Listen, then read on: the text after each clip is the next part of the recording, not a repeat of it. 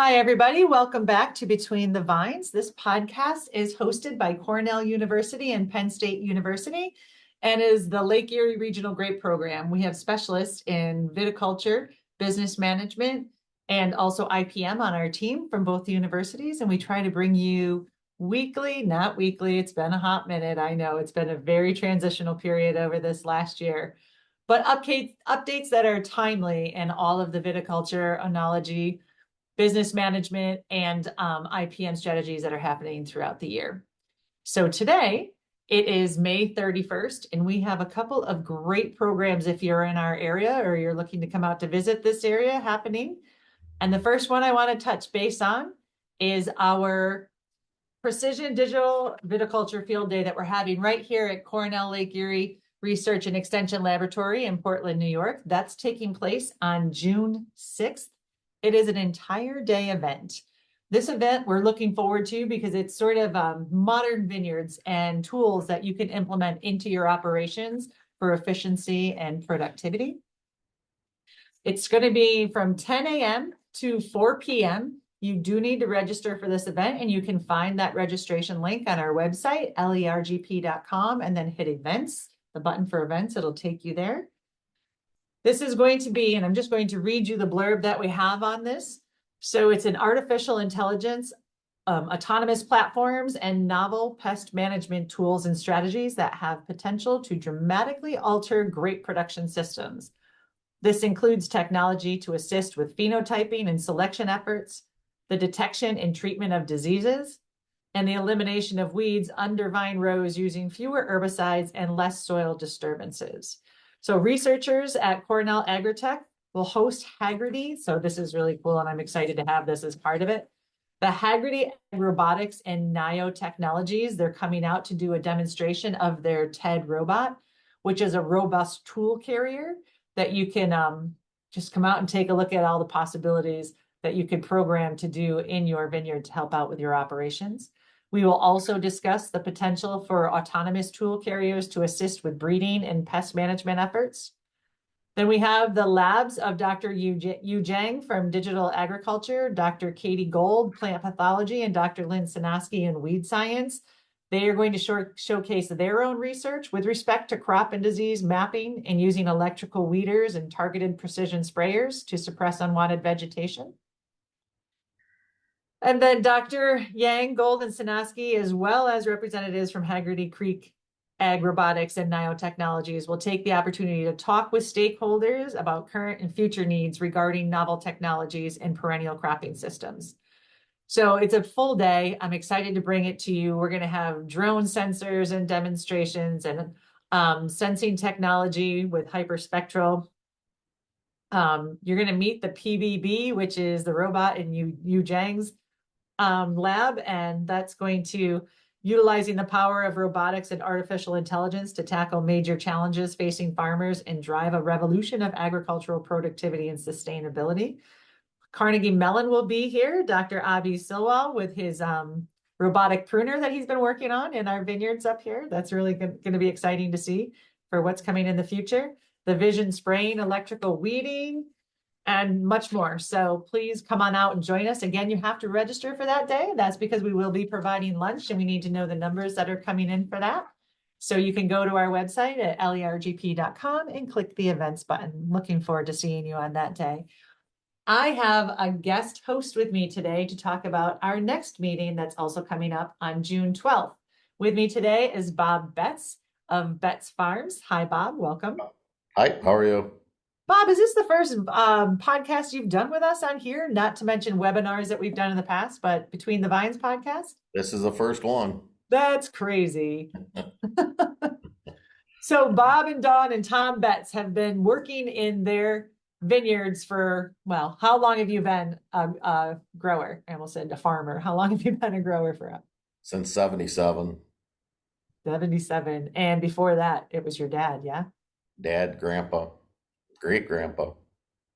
Are you on 5 generations, or do we have the 6th generation? Well, 5 are farming and the 6th one's only 3 years old. But playing in the vineyards nonetheless, yeah? Yep, yep. So Bob started his journey, it's probably about 13 how many, 13, 14 years ago in Yeah, cover cropping? something like that. Yeah. Yep. And you didn't do it for soil health. You didn't start it for soil health. You No. started it for why?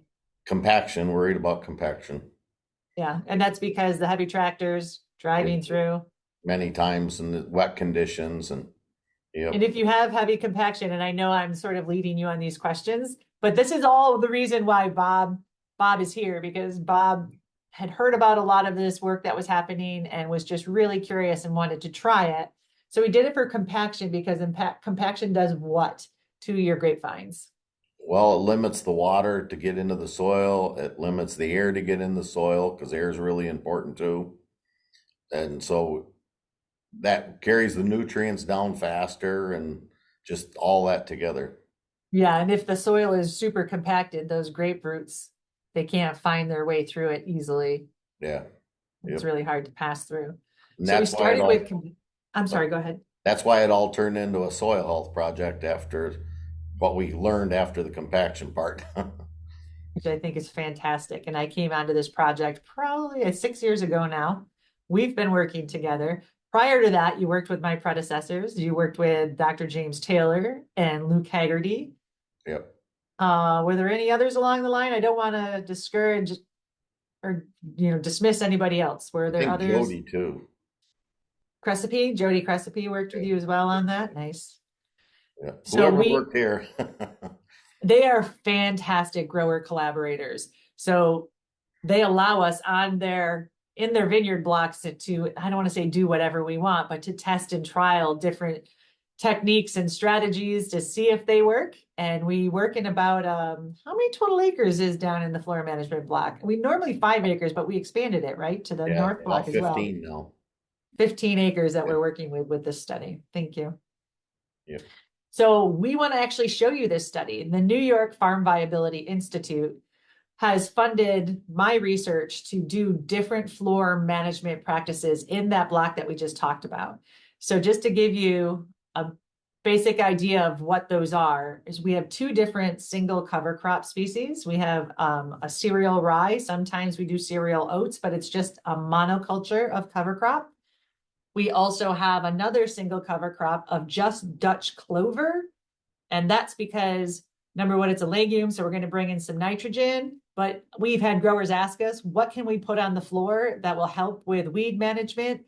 And we never have to do anything with it. So we thought we would test the Dutch clover. And it looked, with the stand of Dutch clover down there is phenomenal. So would you agree, Bob? Oh yeah. I was surprised how it come in.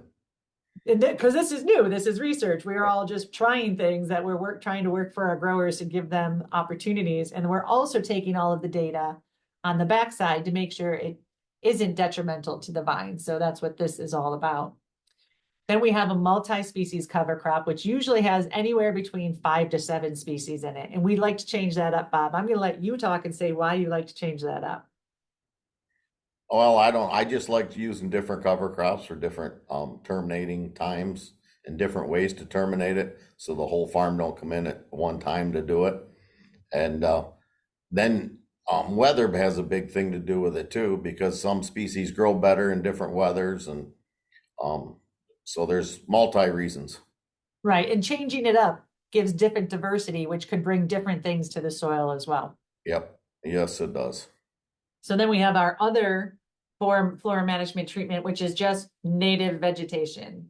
What will grow in the middle rows just to grow? And is it helpful to the vine? Does it hinder the vine? So we're looking at all of that.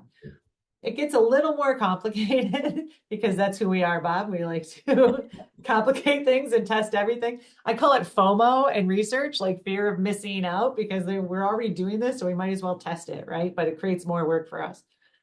So as we have all of those different floor management treatments, and then we terminate them at 2 different time periods. So research has shown that rapid shoot growth starts 2 weeks before bloom and goes up to 4 weeks after. And you want to decrease the competition with the grapevine roots for the water and nutrients during that time. So we normally terminate cover crops 2 weeks before bloom so that we're not competing with the cover crops for our grapevine production.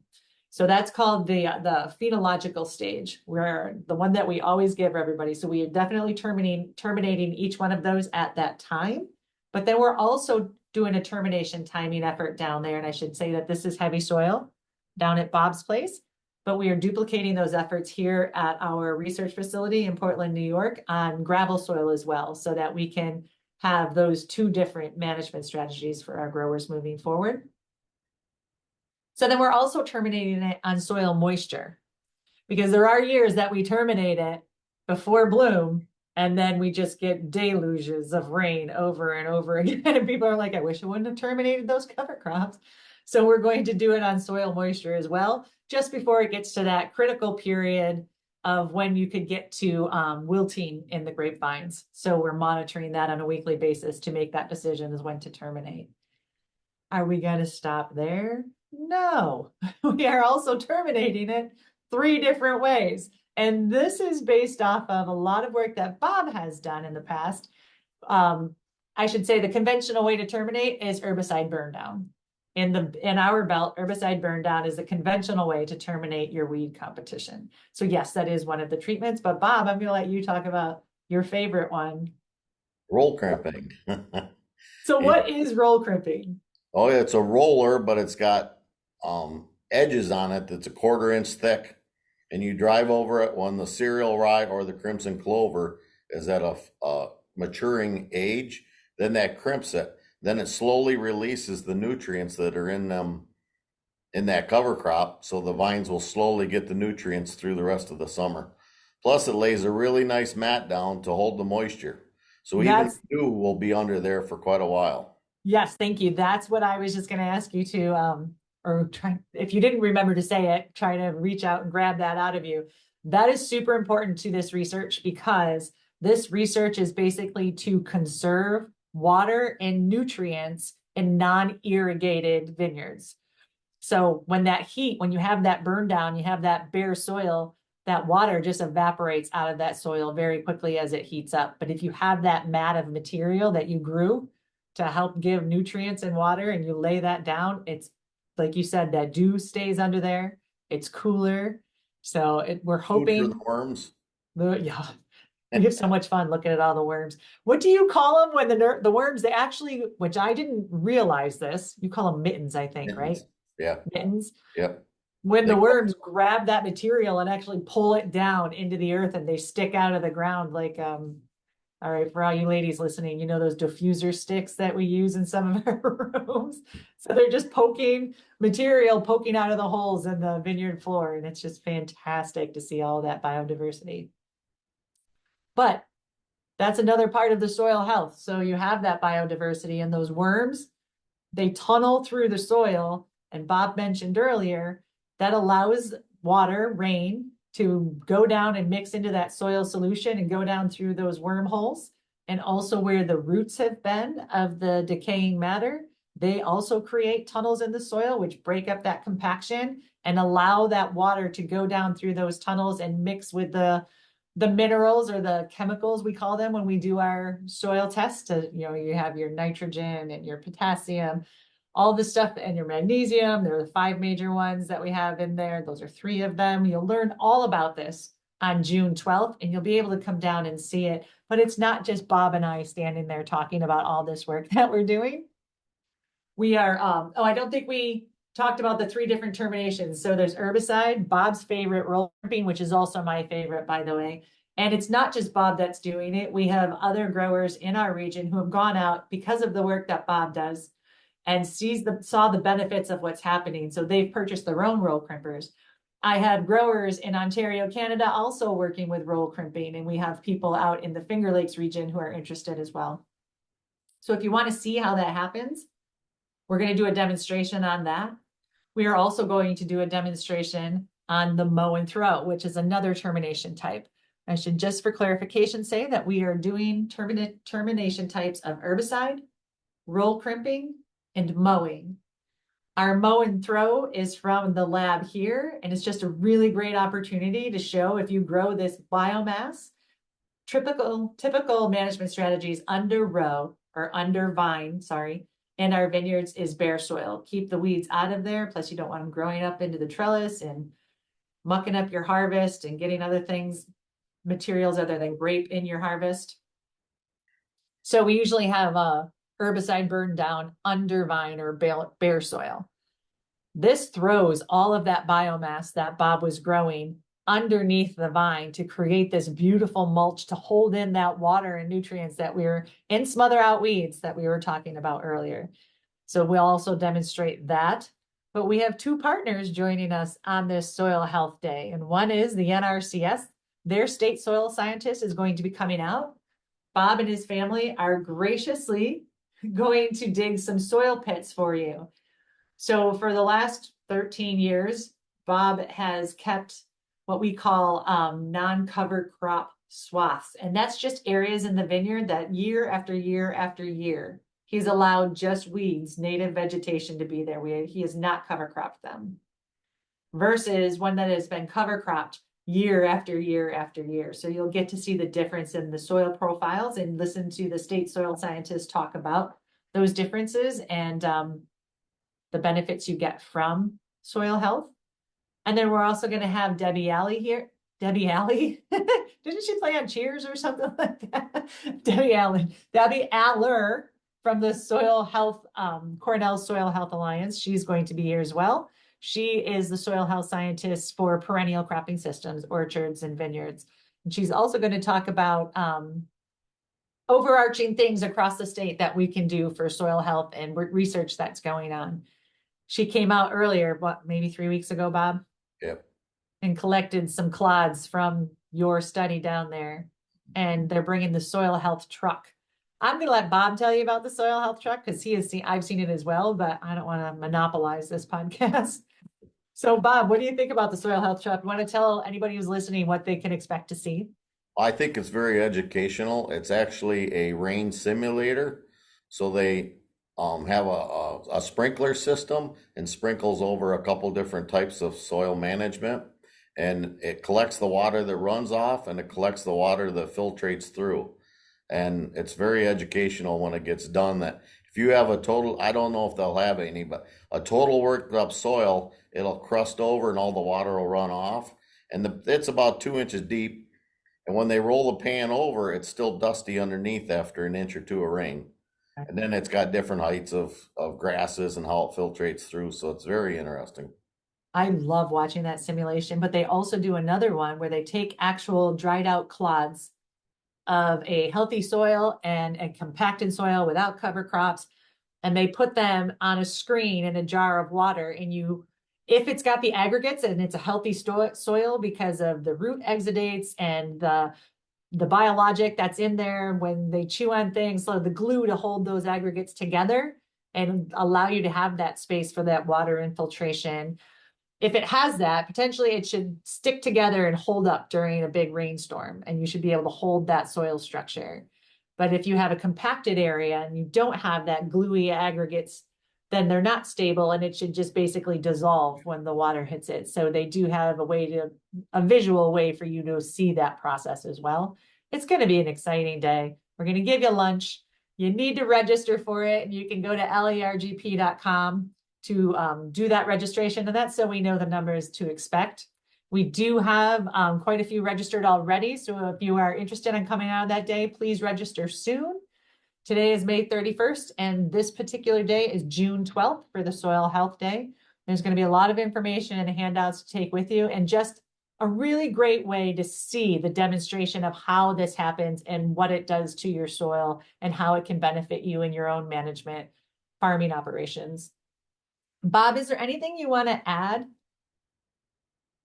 about that day or soil health in general in your journey? It's very interesting to watch and learn about all the biology stuff in the soil.